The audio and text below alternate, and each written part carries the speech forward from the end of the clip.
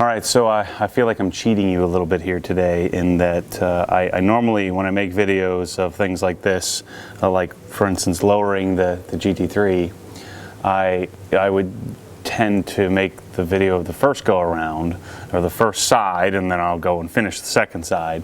But for today, it was I got up early, I was out here, and it's so humid, like this weird kind of cold humidity, and the lens just kept fogging up, and so I decided rather than sitting around waiting, for the humidity to drop a little bit, I did the driver's side, and so I'm going to cheat you a little bit and show you the process from start to finish, and probably make a few less errors than I did the first go around. If you saw the video of me plugging the rear tire, a couple of things I'm doing a little differently here that I completely forgot. And that's one of the great parts about making these videos is I make a video and then people's like, how about you try this, this, and this? Now, granted, most of them are douchey, I told you so comments, but some of them are super helpful. Like, hey bro, you probably should have pulled the e-brake. It would have been smart.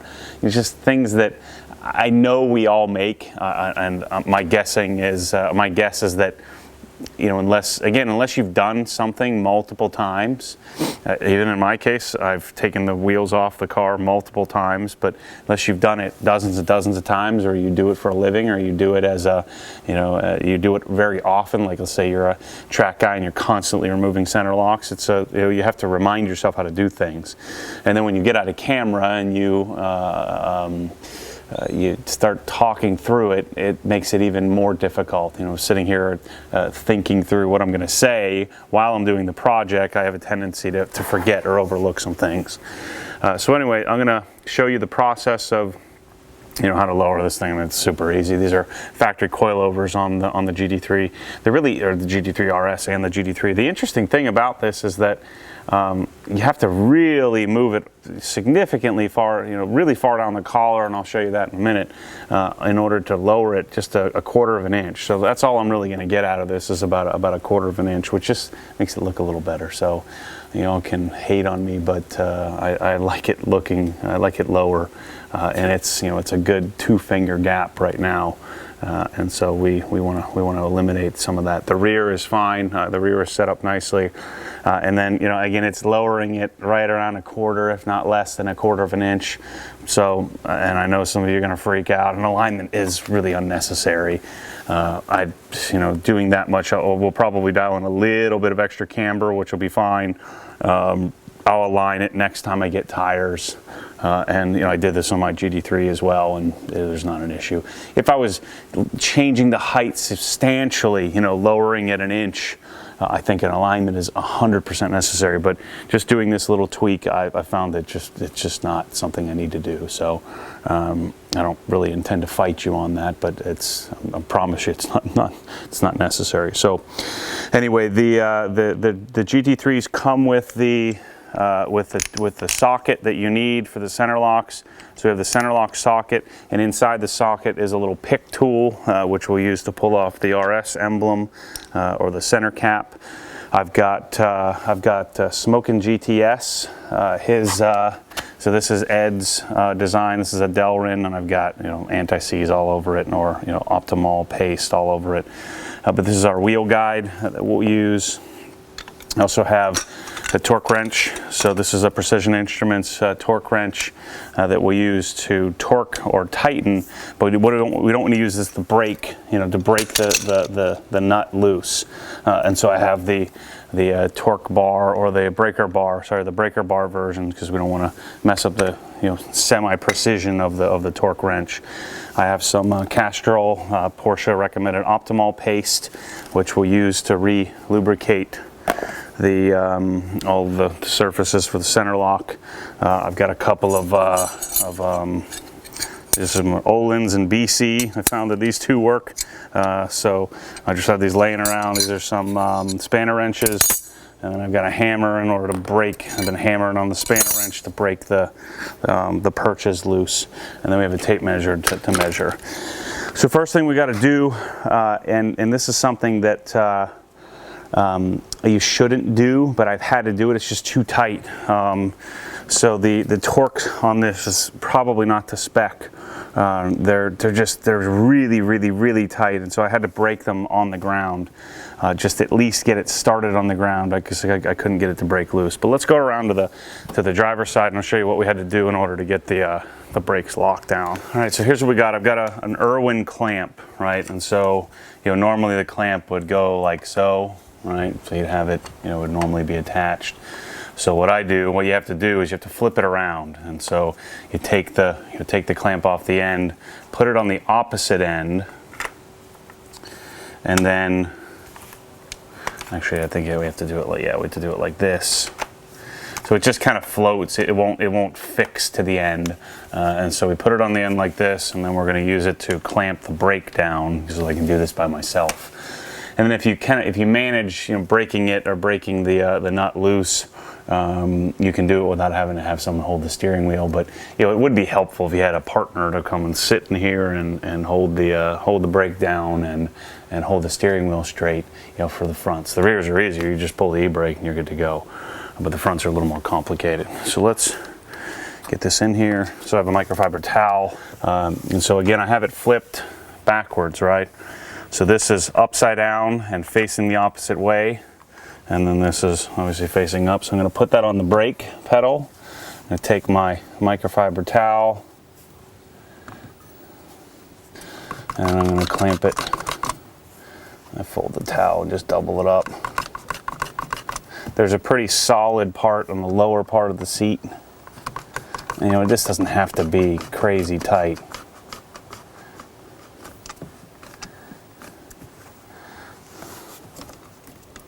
I missed it. I'm going to come a little bit lower. So I'm going to go, there's a little brace that runs. If you catch that solid part, it tends to work a little better.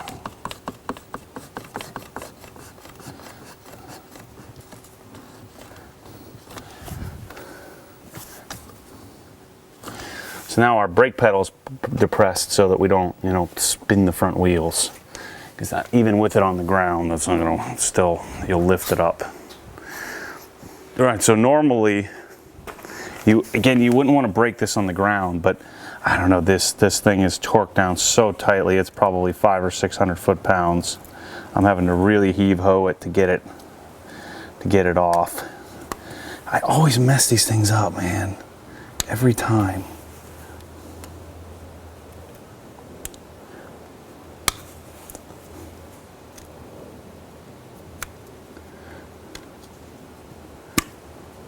That's what I need to do. I need to stop pulling on it. I'm sure these are really expensive. So anyway, I got my little pick tool. We put it up under there. And I need to quit pulling, and I need to just lift it, pop it loose. All right, so we got this ready to go. So now we'll put this on. Righty, tighty, lefty, loosey, right? The nice thing about center locks is they tell you, it reminds you which way is which. So again, I don't know, some of you are questioning, you say, well, shoot, you always break your lugs with it on the ground.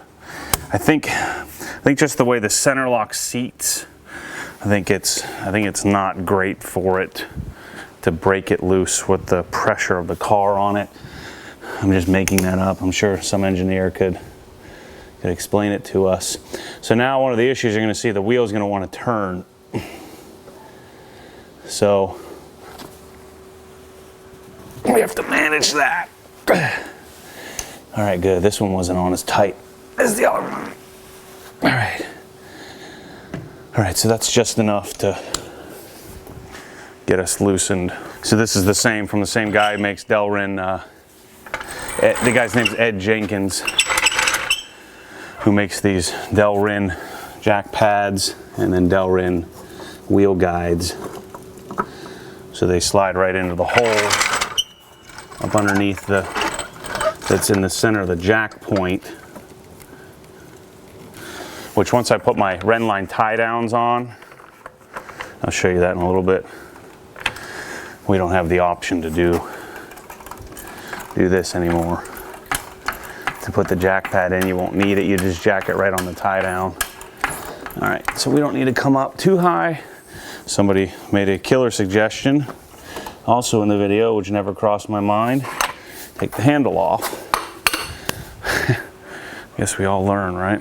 Take the wheel the rest of the way off. Let's get this broken. So again, the brake is depressed. So now I can remove it without too much effort. Use my little tool. Pull this off. I ordered my lift yesterday. Twin bush, double height, scissor lift for OGHQ. So that's going to be big. But I couldn't wait to get this done. I'm sure a lot of you guys do the same thing, but once I put something on my list, it eats at me until I get it done.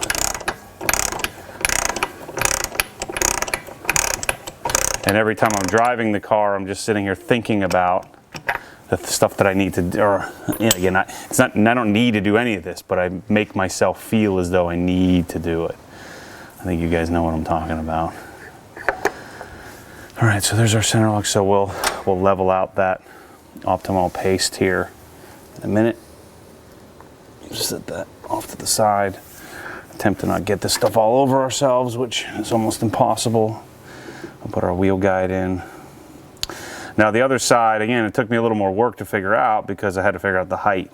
And it's so counterintuitive, but we need to bring the spring perch all the way down as low as it possibly can go. So here's what our wheel guide looks like up close. Just threads, screws in, and you get this darn paste all over the place. After every time I use this, I wipe it off, clean it off with some WD-40, and then there's our center lock nut, which we'll have to level out. And so the nice thing about this, it allows me to pull the wheel off. So the point of this is center locks are, carbon ceramics are really brittle. And so this, helps you avoid hitting and chipping the very, very expensive center lock, or I keep saying center lock, carbon ceramic, which would be really problematic if you were to chip, because they're like 4,500 bucks or 4,000 bucks a rotor. All right, so the other side I had to break this loose with a hammer. This side, good. I'm able to break loose much easier. Here's what we're looking at, and those of you who watched me fumble through my S2000 video, notice this is a single-bodied shock, but yet it's still a coilover, right? So we have a threaded sleeve or body, but there's no cup, that it goes into. We just simply, height and preload are a single adjustment. And so we're going to move this all the way down. My guess is, we're going to move this entire distance. My guess is the spring rate, maybe they're softer springs, and so to get it to lower a quarter of an inch, we've got to move this all the way down these threads. You would think, shoot, the distance there, that's an inch or so. You would think you would lowering the car an inch, but for whatever reason it doesn't. That's not the way it's not how it transfers, if you will. And I forgot to show you the measurement, but I measured to here and it was 28 inches, so we'll compare it. Said we need to lower this all the way down to the lowest that will go, so we need to break these two collars loose from each other. There we go. So we'll bring this down. Now it's interesting that this collar, on most coilovers that I've experienced, wouldn't allow you to go this low, where it actually drops off of the thread. So you need to, at least I did on the other side, I dropped it all the way down and then moved it up 3 or 4 turns. And then this is rare, but you can actually just turn this by hand. I don't even need a spanner wrench.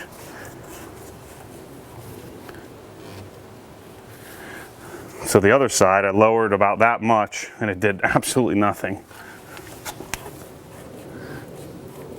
I'm sure, and while I'm sharing this, I'm sure somebody will find something I'm doing wrong, but This one seems like a pretty simple deal. So let's torque these down.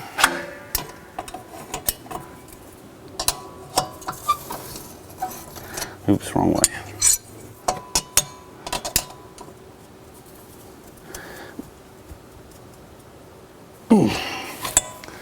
There we go. That's what we're working with. And we're now as low as it allows. And shockingly, will only be a 1/4 of an inch lower, which is perfect. All right, so let's get our optimal paste dialed in here. Get this out of the way. Just put a tiny little bit on there on my finger. That's about all I need. I just want to get a even layer.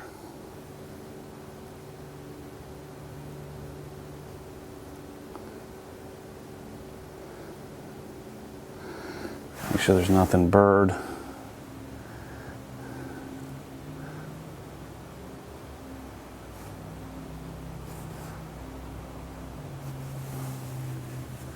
Everything feels good. Put this back on. I don't know if it's the threads that are so precise on these, but it takes a little bit to get it on there. Stuff gets everywhere. Last thing I'll do is here, inside the wheel, just level this.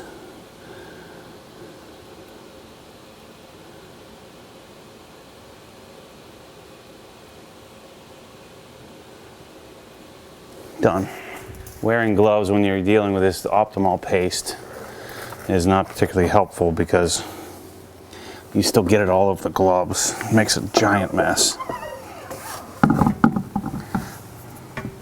Even still, I'm gonna get it all over me just taking the thing off. So, you know, once you get everything all set up, this whole lowering exercise isn't terribly difficult or time consuming, especially if you have this video to show you. You have to lower it all the way to the bottom of the perch. See if we get a little closer to a 1/2 inch of lowering now that I have both sides lowered.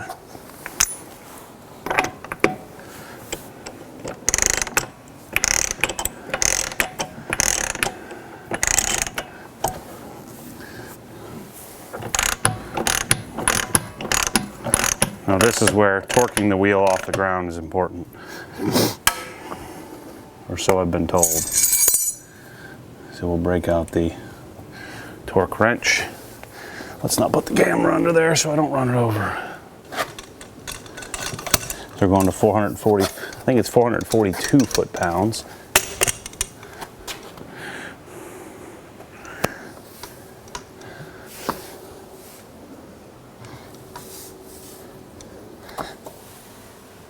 I'm gonna actually turn the wheel a little bit so I can come around the mirror.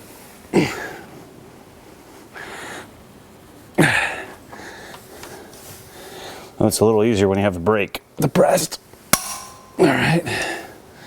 So now I'm going to cheat a little bit here. I'm going to back it off, but I'm not going to push on the torque bar. I'm going to push just here. So I'm going to back it off a 1/4 turn.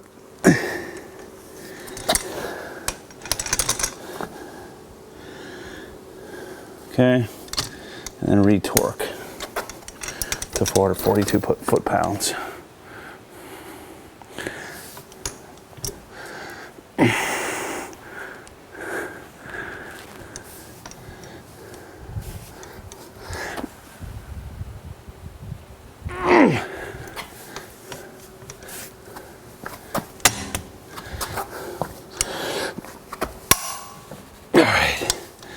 There we go. Done. Let's put our RS hanger back in. A little notch where it goes. We'll lower it down and see how we look.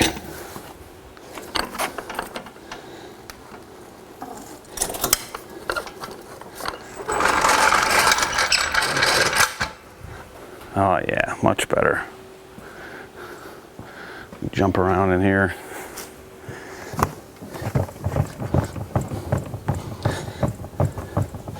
It'll probably settle another 1/16 or so. Let's see what we got. Again, earlier we were at 28. Oh wow, nice. We're down to 28.5 or 27.5. So it allowed a full 1/2 inch. Let's see if the other side.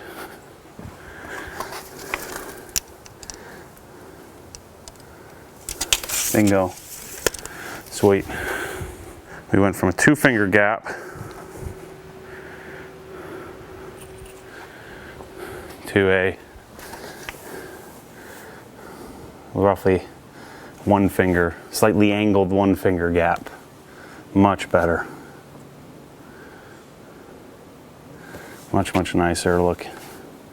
So I'll go drive around the block and we'll check it again, but anyway, we're going to remove the thing off the pedal, and we've got ourselves a lower GT3 RS, and we'll see how we do with rubbing, because these are a wider front tire than regular GT3. I didn't have any rubbing issues with the regular GT3. We'll see with the RS if we have any rubbing on the inner fender liner. But man, it looks so much better. So that's the lowering of the GT3 RS. In this video, let's do, while we're at it, let's put our tie downs, our front tie downs on the car as well. So while I've got the jack and everything out, let's throw our front tow hook on. The rears, I'll do the rears later. I'll do these when they just take 2 minutes to put on. I'll do these rear tie downs when next time I put the car in the trailer. You know, when you pull it up on the ramps, to easily be able to throw the hooks on. So these tie downs make it so much easier to strap the car, you know, on the trailer. Plus,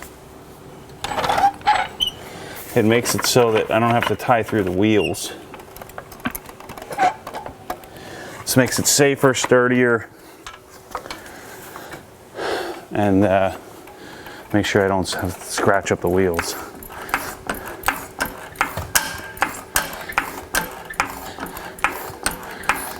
So because I'm not actually going to get under the car, I'm not worried about any ramps or anything like that, jack stands. Plus it would fall on the tires anyway if it fell. So here's what we've got. So I've got a tie down, which I'll show you in a second how it mounts to the block.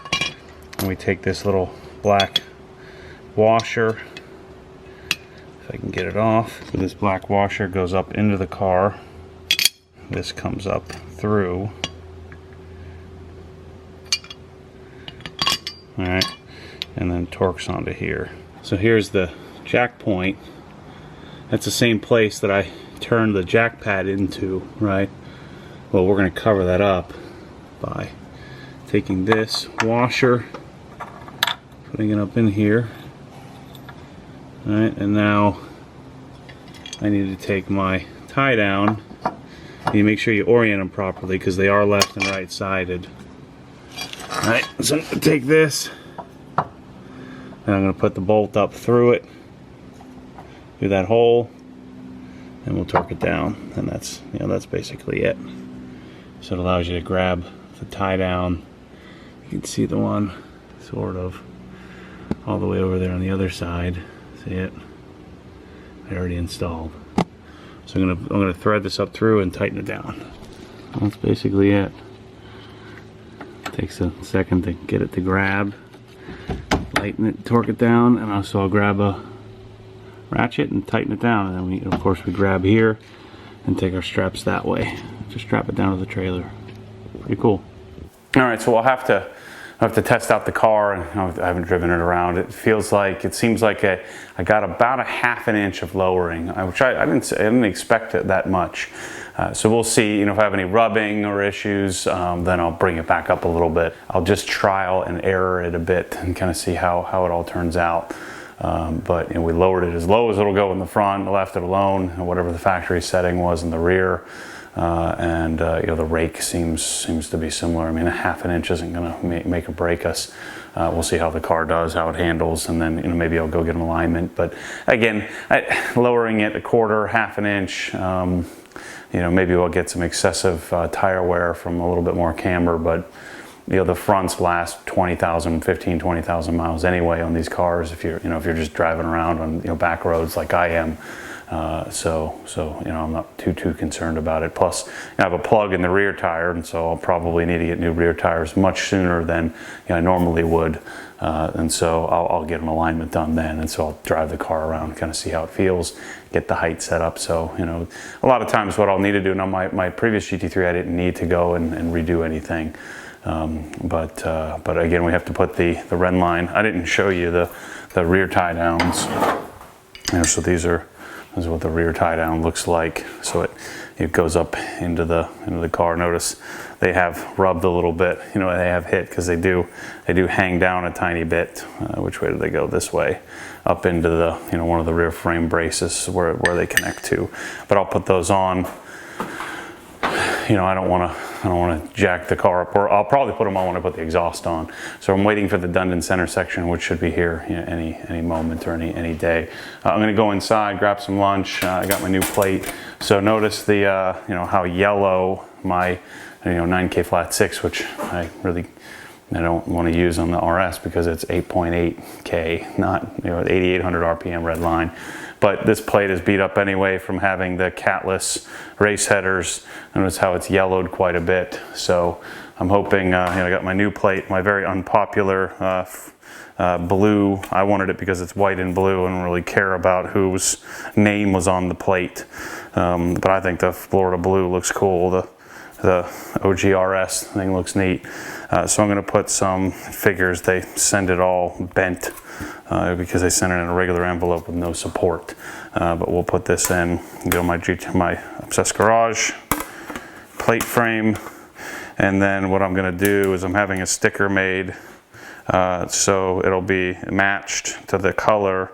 They don't allow it O, you have to use a 0. So, but I'm going to get a 3.5 by 3.5 inch Obsessed Garage, the bolt to cover up the Freemasons logo. So I, you know, hopefully turn less crazy Freemason people off than I already have by sharing the plate on Instagram. So anyway, I just think it looks cool. I like it because it's super clean. It's the cleanest plate in the state of Florida, and you know, I wanted it to be white. Anyway, that's why I paid the $50 or whatever it costs to get this plate, which is a little funkier than what I normally do. But the whole theme of this RS is super clean, and this is the cleanest, whitest plate that they have. So I'm going to put some Kamikaze Miyabi on it. I'm going to go inside and just throw a coat of this on. Hopefully this will maybe help with the yellowing a little bit when I do the catless exhaust again. So. Anyway, stay tuned for more projects. Got to put the radar detector in. So I'm doing a unit NR3, so that'll be the next video. I got to get the video done with the trucks for Truck Central. I made a point of view video with the GoPro, but the darn thing, it came out like crap. I don't like point of view. I don't like GoPro videos unless the GoPro is really fixed. I can't even edit it. It makes me nauseous. So anyway, I'm going to put that, get the plate set up. Notice on the other plate, you know, I put some rubber tape on it to help because there really isn't there isn't enough spacing on the GT3s and the plastic bumper. So anyway, stay tuned for more stuff. Lots of stuff coming with OGHQ. I'm having it painted, and then I was going to paint it myself, but I got too much to do. So gosh, it's going to look great, but it's going to be expensive. So I haven't it painted my normal Harbor Gray, AC25, and then White Duck, the Sherwin-Williams color, duck white it's called for all the trim. And then I'm not going to do any textures on the walls, and then we'll do Swiss Tracks, lift. I'm talking to Lista about outfitting the whole garage and Lista stuff. So anyway, stay tuned for that. Thanks for watching.